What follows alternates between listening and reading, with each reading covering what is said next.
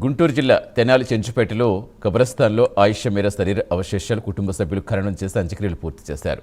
మొదట సిబిఐ కోర్టులో ఆయిషా శరీర అవశేషాలు ఆమె పేరెంట్స్కి అప్పగించారు. విజయవాడ నుంచి తెనాలికి తీసుకొచ్చారు. వైఎస్ఆర్ కాలేజీ నుంచి కబ్రస్థాన్ వరకు బైక్ ర్యాలీ నిర్వహించారు స్థానికులు. తర్వాత గతంలో ఉన్న సమాధి దగ్గరే ఖననం చేసేందుకు అన్ని ఏర్పాట్లు పూర్తి చేశారు.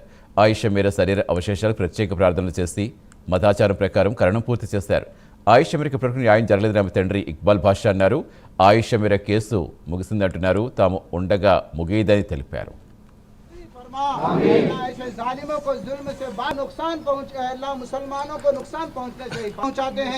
ఇంకో పాపకి ఇలాంటి అన్యాయం జరగకూడదనే నా భార్య నేను 18 సంవత్సరాలుగా పోరాడుతున్నాం సార్.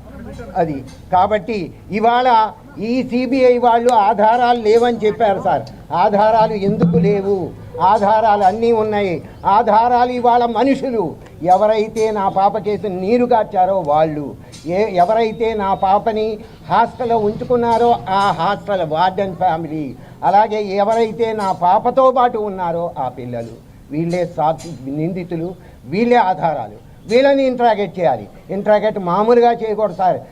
చంద్రబాబు నాయుడిని తీసుకెళ్ళి పెట్టి రిమాండ్కి పంపించారు కదా సార్. న్యాయం ఎవరికైనా న్యాయమే. రిమాండ్ పెట్టాలి, ఎవరికైనా పెట్టాల్సిందే. అయితే ఎలా ఇప్పుడు ఈ సందర్భంగా మా మైనారిటీలందరి సాక్షిగా, వీళ్ళందరి సమిష్టిగా నేను ఒకటే మాట చెప్తున్నాను. చంద్రబాబు నాయుడు గారు, ఆ రోజు మీరు ప్రతిపక్షంలో ఉన్నప్పుడు నాకు నా బిడ్డకి న్యాయం చేస్తానని నా ధర్మపత్ని చేతిలో చెయ్యేసి చెప్పారు సార్. ఇవాళ మీకు అవకాశం ఉంది. అప్పుడు మీరు అధికారంలో వచ్చినప్పుడు సిట్ వేశాడు.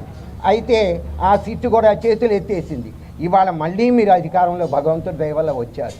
అయితే మైనారిటీకి న్యాయం చేయాలి. ఎలా చేస్తారు సార్? ఆయిషా మీరా అనే కేసుకి న్యాయం చేయాలి. కాబట్టి హైకోర్టు రిటైర్డ్ జడ్జి చేత జ్యుడిషియల్ ఎంక్వైరీ పెట్టించండి.